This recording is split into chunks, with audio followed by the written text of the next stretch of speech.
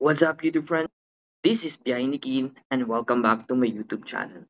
For today's video, pag-uusapan natin ano-ano na nga ba ang mga benepisyong maaari mo makuha bilang isang senior citizen. And for today's video, makakausap natin NCSC or ang National Commission of Senior Citizen Officer in Charge and Commissioner Dr. Mary Jean Lorete. First of all, ma'am, maraming salamat po for saying yes to this interview. Actually, ako ay nagagalak, no? At nahihiya nga ako at medyo palaging napupuspon itong interview na to. But anyways, thank you for being persistent and we really appreciate this time na makarating sa iyo mga tagapagsubaybay kung ano yung mga programa na inihahanda ng gobyerno para sa ating mga nakakatanda.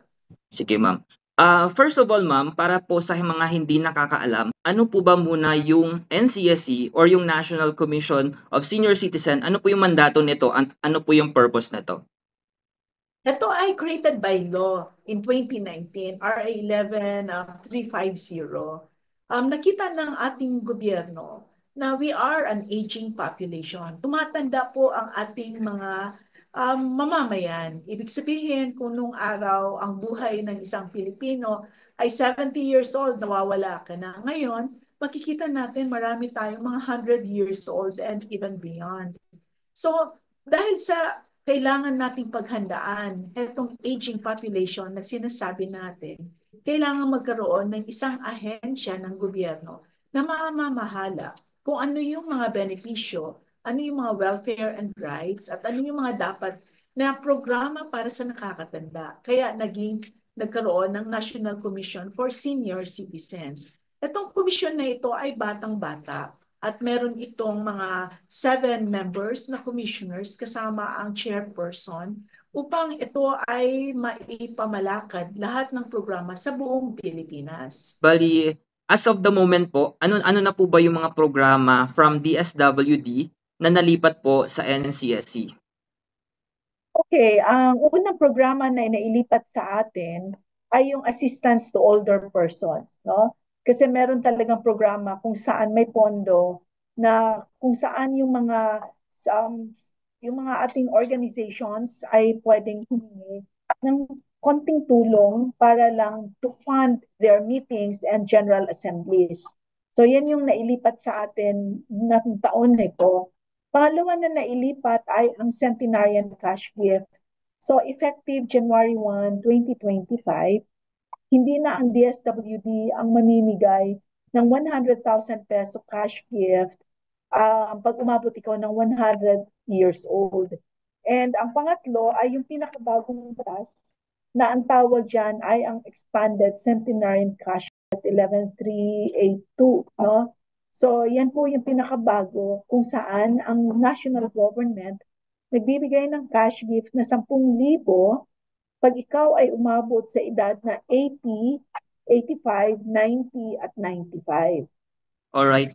Bali, pagdating ma'am sa Expanded Centenarian Act, bali, I believe na-approve siya this year, around anong buwan ma'am? March, I think?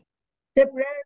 February siya was signed into law and then it became effective on March 17 of 2024. Okay. Marami kasi nagtatanong ma'am, for example, yung mga senior citizen na umabot ng 80, 85, 90, and 95 by March 2024 to December 2024. May budget na po ba sila?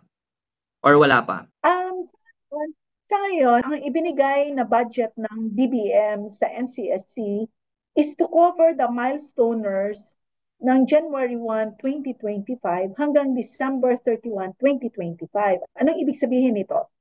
So yung nag-milestone ages nung ito ay naging batas on March 17 of 2024 hanggang katapusan ng buwan na ito, they are also qualified to file the claims because there is an application for this benefit. However, because the budget is not yet given to us, then they will be considered as waitlisted. Pero sumulat na tayo sa DBM, humingi na tayo ng augmentation para sa kanila. Pero ang sigurado ay yung January 1, 2025 onwards ay mabibigyan kaagad sa kadahilanan na ang pondo ay nakalaan para sa kanila. Okay. Bali paano po yung magiging process nito, ma'am? For example, yung lolo ko na dumating siya sa milestone age na 80 years old this coming January 2025. Ano po yung steps or process na gagawin niya para makapag-avail siya ng expanded centenarian cash gift na 10,000 pesos? Dalawa yan. Una, pwede siyang tumingin sa ating webpage, no? Sa webpage natin, www.ncsc.gov.ph. Andun makukuha niya doon yung application form. So, fifilapan niya yon.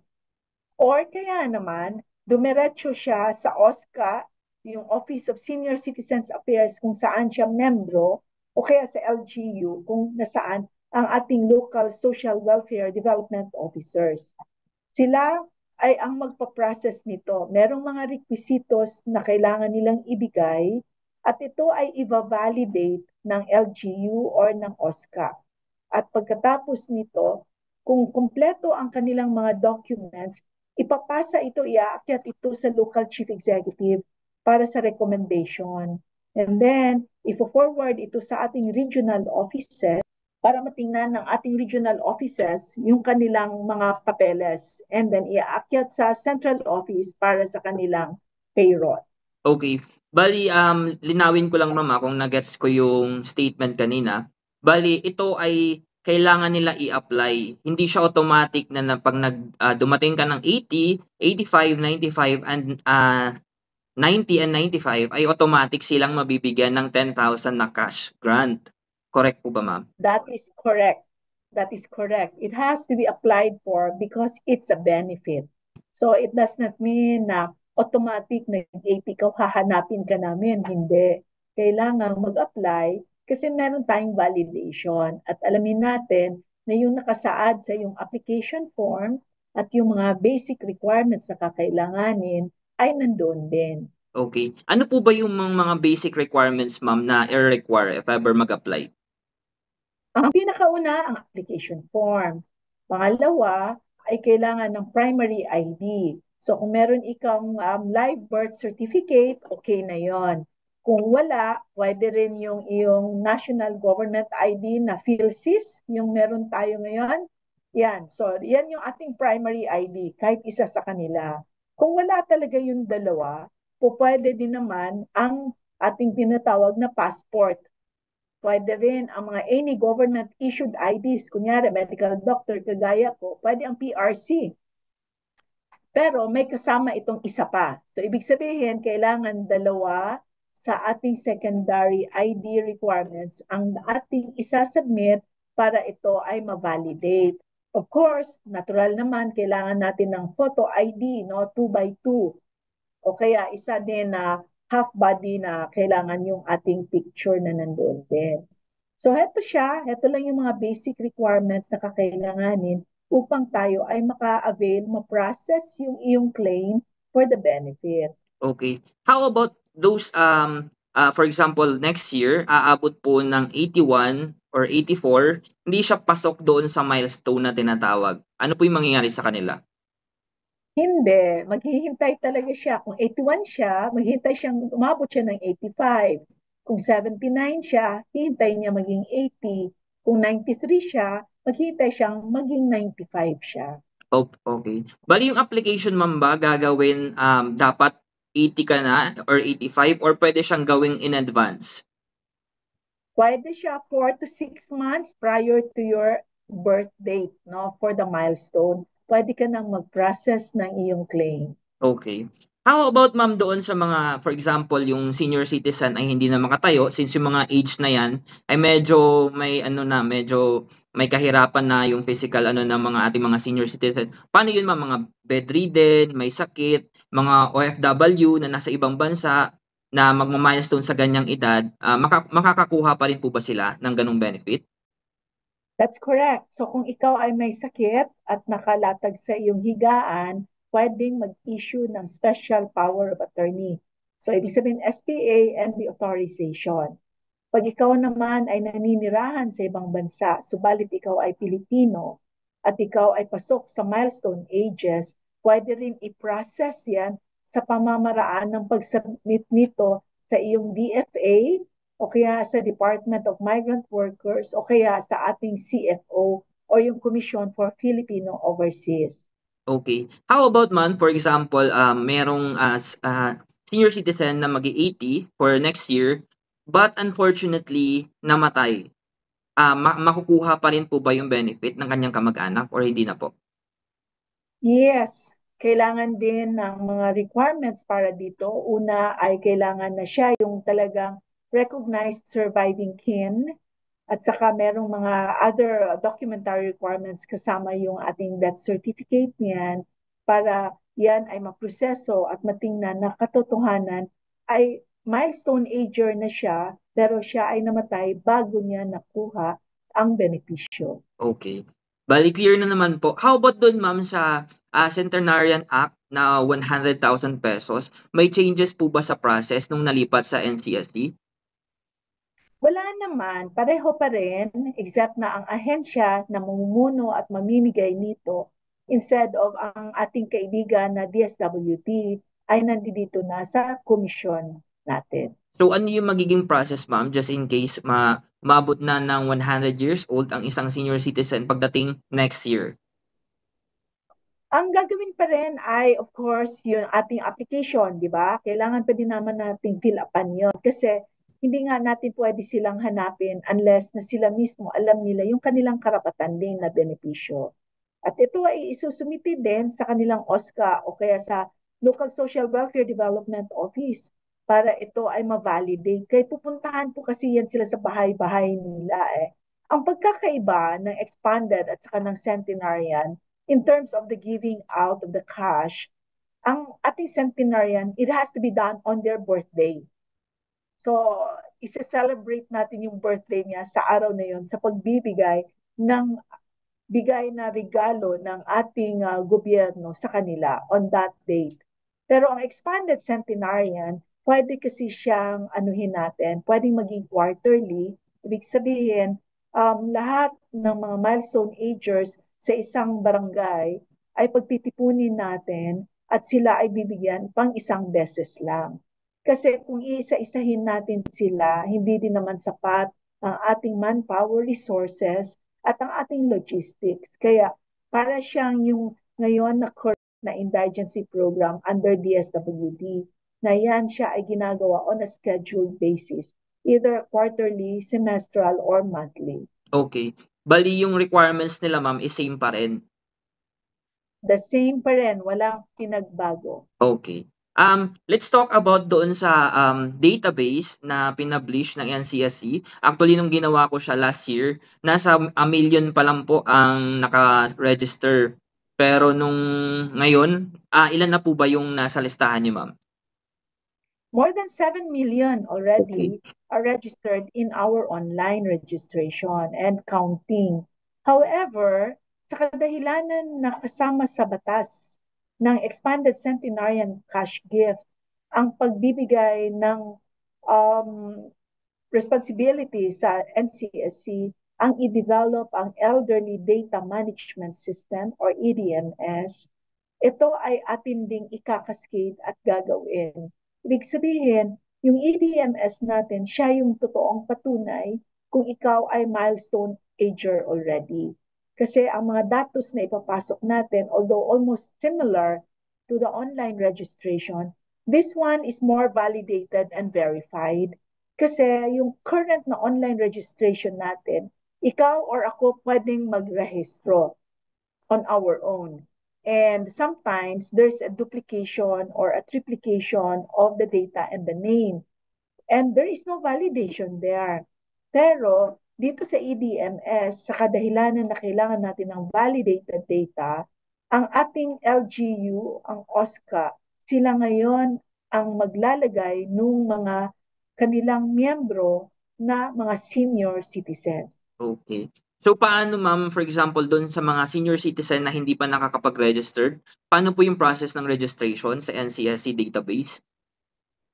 Pwede po sila talaga dumulog sa mga OSCA at sa kanilang mga LSWDO.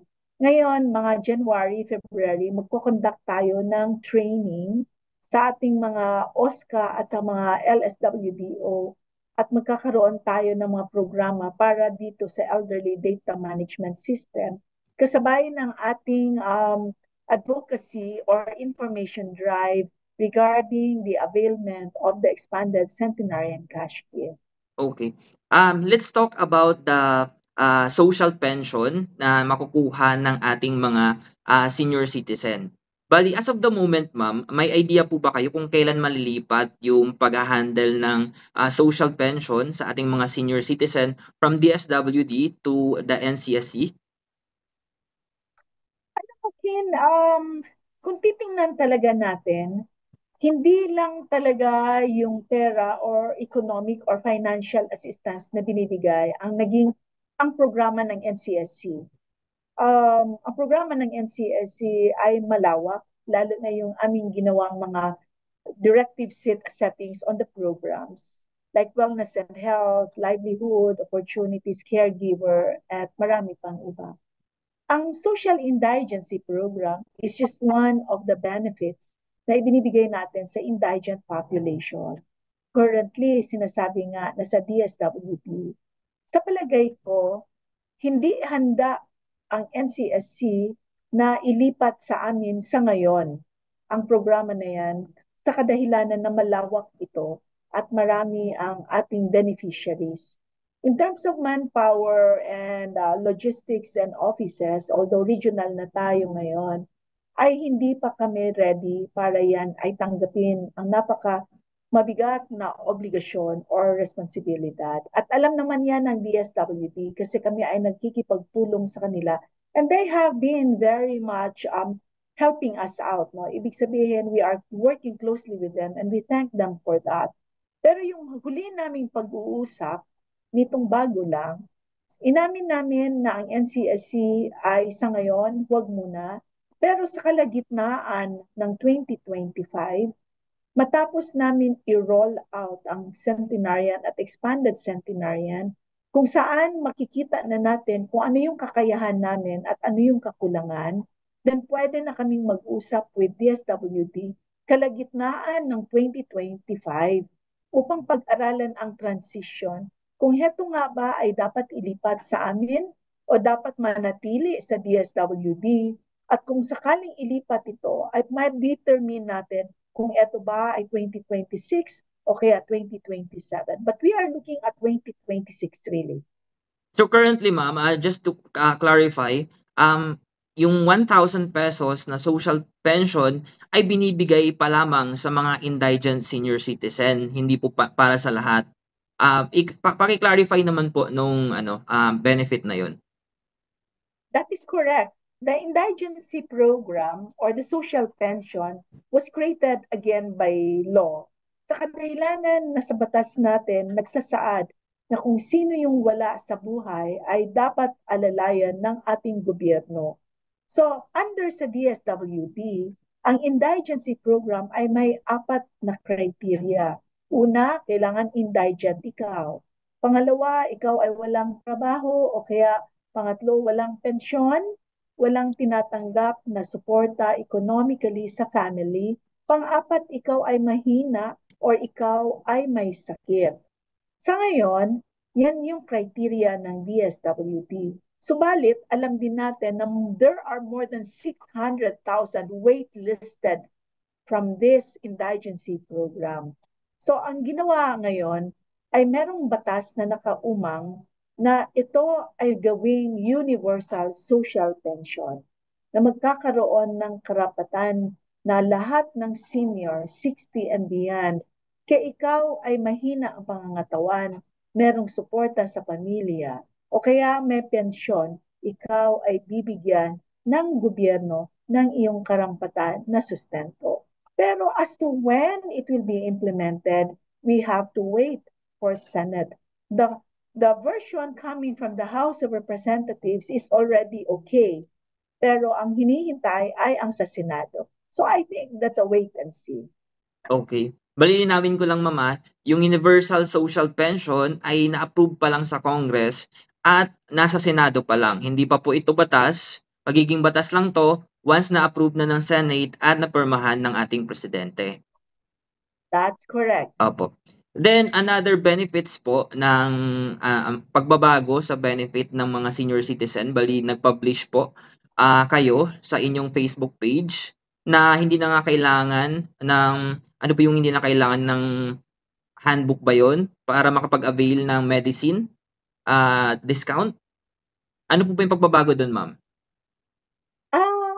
Alam mo, nung July this year, kasama ang NCSC sa hiningian ng position paper nung ito ay tinalakay sa Kongreso, kung saan sa kadahilanan na ang mga nakakatanda pag nag-senior moment, hindi nadadala ang kanilang booklet pag bumibili ng gamot sa butika. O kasama din ako niyan. Minsan, nakakalimutan ko din. So, hindi din ako makabili ng aking gamot na kakailanganin. So, sa pagpupulong natin, naatasan ang Department of Health dahil under sa kanila yung administrative order on the 20% discount for medicines, no? And so sila yung naatasan ng ating gobyerno na sila dapat ang maglabas din ng order na heto ay tanggalin. So nitong bago lang, bago magpasko, to be exact, no? Ito ay very Merry Christmas gift sa ating mga nakakatanda. Tinanggal nga naman ang booklet, ang purchase booklet for medicines and drugs, provided that kailangan dala ang prescription ng iyong doktor at yung iyong ID na issued ng OSCA na kung ito ay nagpaparapat na ikaw talaga ay isang senior citizen. Okay. Bali linawin ko lang, ma'am, yung prescription ay dapat updated kasi may maraming nagko-comment luma na kasi yung ano ko, hindi na in-honor. Mga ilang months po ba dapat na updated yung prescription? Ideally kasi talaga, pag nagpapa-check up ka sa doktor mo, regular yon, lalo na pag may edad na. Hindi po pwede na yung prescription mo 2 taon nang nakalipas. Ideally, every 6 months, no? Pinaka matagal na yan na dapat ikaw ay mag-follow up. Kasi kung sakali, ikaw ay binigyan ng gamot para sa iyong hypertension o kaya sa diabetes, naging normal naman yung iyong blood pressure. O kaya naman hindi na nangangailangan ng 2 beses, 2 tableta, iinumin mo sa isang araw to control your blood pressure. It will be bad for your health. So mahalaga, mag-follow up sa iyong doktor. So with the follow-up with the doctor, kasama of course yung ating tinatawag na laboratory or diagnostic test to determine how you are, how your body is responding to the meds na binigay sa iyo. And then, i-adjust ng doktor accordingly yung iyong gamot. So, I think one of the guidelines here that should be put in implementation with the removal of the booklet would be an updated prescription from your attending doctor for you to avail of your discount, less the booklet. Okay. Speaking of check-up, ma'am, para sa kaalaman ng lahat, aware din naman po siguro kayo na lahat ng senior citizen ay covered na po ng PhilHealth. Ngayon po, ma'am, merong programa si PhilHealth, yung konsulta package kung saan pwede silang makapag-avail ng free check-up. Paano po ba yung process nun, ma'am? That is correct. Under the Universal Healthcare Act, lahat ng Pilipino, ke bata, ke matanda, ay considered a member of PhilHealth. Ang mga nakakatanda, lalong-lalo na, ay miyembro talaga yan ng PhilHealth. Dapat sila ay una marehistro for the consulta package. It is not automatic na pag ikaw ay senior, miyembro ka na for the consulta package. Kailangan magrehistro. Primarily because it is an outpatient preventive benefit. Unlike pag ikaw ay na-admit sa ospital, hindi kailangan ikaw magrehistro. Your PhilHealth ID number or your PIN, and upon checking on the database of PhilHealth na ikaw ay senior at ito yung pangalan mo, automatic yan. They will pay the hospital the counterpart according to the case rate. So, yan yung ano. Unlike the OPD, which is the consulta package, mahalaga talaga ikaw ay marehistro upang ito ay makita din at masubaybayan if ikaw ay gumagamit ng pasilidad para sa diagnostics na kaakibat para sa iyong consultation. Ngayon, tayo ay naglalabi ang NCSC with PhilHealth at tayo nakipagpulong na sa kanila na magkaroon ng expanded coverage for outpatient needs of the senior citizen. Ibig sabihin, sa ngayon kasi, yung konsulta package, 15 ang test na meron doon. At sa 15 ito, lahat ay ginagamit halos ng kahit na hindi nakakatanda. Pero ang nakakatanda, may very specific needs sila or special needs for them, for their consultation. At heto ang gusto nating idagdag doon sa package ng PhilHealth. Okay. As of now, ma'am, magkano yung budget ni PhilHealth for every senior citizen na mag-a-avail ng konsulta package? I think it's not just about senior citizen. Lahat It's po all ng over member. across Yes the po. board. So pagka-private, if I'm not mistaken, it's 1,700. If it's a government facility, it's 1,550. Yun yung coverage niya. Together with 15 diagnostic tests, kasama ang chest x-ray, sa dugo, no? Examinations for blood, for cholesterol, for blood count, uric acid, creatinine, kasama doon, at liver profile. Kasama din ang pap smear sa kababaihan, ultrasound or mammogram sa breast ng babae, at saka kasama din ang ECG, no? So marami yan, 15 yan sila. Pero ang sinasabi ko nga sa iyo, kulang ito for a thorough need for an older person. Okay. How about ma'am yung other benefits ng ating mga senior citizen? Bukod sa mga nabanggit na natin ngayon, ano pa po ba ang mga other benefits na pwedeng ma-avail ng ating mga senior citizen? When you're talking about benefits, you're asking about if there are additional discounts. Of course, we know it's 20% for groceries, no? Na pero that's only allocated 125 a week, 250 in 2 weeks, that's 500 a month. And then may discount naman sa tubig at kuryente kapag nakarehistro ito sa senior citizen. Ang parking fee, meron din naman yan. So you're talking about this, including siguro being in the fast lane. But sa amin, sa NCSC, sinabi ko nga sa iyo kanina, mas mahalaga sa amin yung programa na pwede nilang ma-avail. At heto yung sinatawag natin, putting all the programs in a one-stop shop like a convenience store for them via our community care centers. Heto, siya yung nagpapakita at nagpapatunay na lahat ng programa ng government, whether national or regional, ay doon natin ilalagay. For example, we have tie-up with TESDA because we want to equip and retool our older persons who are willing to work again. So, kailangan doon ang conduct ng training. So, we connect with TESDA for that. Alam naman natin merong mga tourism-related opportunities for job for elderly. So we talk to DOT on this matter. Ang ating Department of Health, via their health centers, we want their programs for the elderly done in the community care center. So lahat yan ginagawa natin sa ngayon at we are looking forward to 2025 that we will have more of this. Sa ngayon, meron tayong tatlong inilagay na which are functional. Hindi nilagay kasi this is LGU driven. Kanila talaga yan. Tumulong lang ang NCSC to conceptualize and to conduct the stakeholder summit and to connect with the other agencies. So we have one in the province of Cebu in Moalboal, another one in Cabatuan in Iloilo province, and the most recent is in Malaybalay City in the province of Bukidnon. We're going to have the fourth one in January 28 in Kidapawan, North Cotabato. Okay. How about ma'am doon sa may current video kasi ako ma'am regarding centenarian benefit. Then may mga issues doon na na-raise. For example, yung 100K, hindi na buong 100K ang dumarating sa kanila.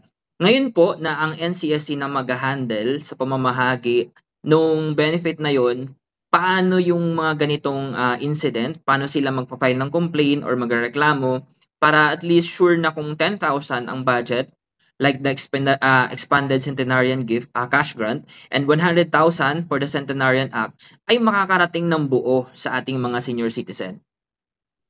Definitely, sigurado yun. Kasi hindi naman natin yan idadaan kung saan pa eh. So like sa Centenarian Cash Gift, we're going to give it on their birth date at iaabot talaga sa kanila yung cash kapag hindi makapunta na mahirapan na, maghanapan ng bangko para ma-encash ito. At kung 10,000 naman, 10,000 talaga siya. Kaya nga, yung mga nasa ibang bansa na mga kababayan natin who are going to be recipients of this after they have applied, a part of our requirement is for them to open up a bank in the Philippines, not the one abroad, because there are charges there and we are not willing to pay the charges kasi it's not in our budget. So if it's a bank in the Philippines, it's a Philippine bank, then we know that there are no charges when you are depositing your your cash gift. Okay. Pero paano ma'am kung may ganong incident nga po na kulang yung binigay sa kanila, hindi naman natin maiwasan may mga ganitong incident talaga. Saan sila pwedeng mag-file ng complaint? We are creating a grievance committee, and it will be at the regionalized level, and doon pwedeng dumulog pagka may mga grievances or complaints. Okay. For the last message po, ano po yung message natin sa ating mga senior citizens? Maraming salamat, Ken, for this opportunity, no, na ibinigay ninyo sa komisyon. Gusto lang po namin ding magpasalamat sa ating mga nakakatanda dahil alam po namin ang laki at ang lawak ng inyong itinulong sa ating bayan at sa ating mga kabataan. Nawa po ay patuloy natin itong gawin, maging kasama tayo ng ating society for nation building. At meron na po tayong tinatawag na iba na po, there has to be a paradigm shift when you are now an elderly. An elderly means you are full of wisdom and experience, and you can still really help, especially in the reformation and the values formation for the young generation. So tuloy-tuloy lang po na ipakita natin sa ating mga kabataan na tayo po habang tayo ay hinog sa ating mga edad 60 and beyond, tayo po ay masarap pa rin kasama at tayo pa rin po ay makakapagbigay ng magagandang adhikain sa kanila at mga experience natin ng mga kwento. So patuloy lang pong alagaan ang ating mga pangangatawan. Tandaan po natin, mahal po natin ang ating mga nakakatanda, hindi lang sa loob ng pamamahay, kundi sa buong Pilipinas. Okay. Ayun lang po ma'am, dito na po nagtatapos ang ating interview. Maraming salamat po ulit sa time nyo at for saying yes to this interview. Yun lang mga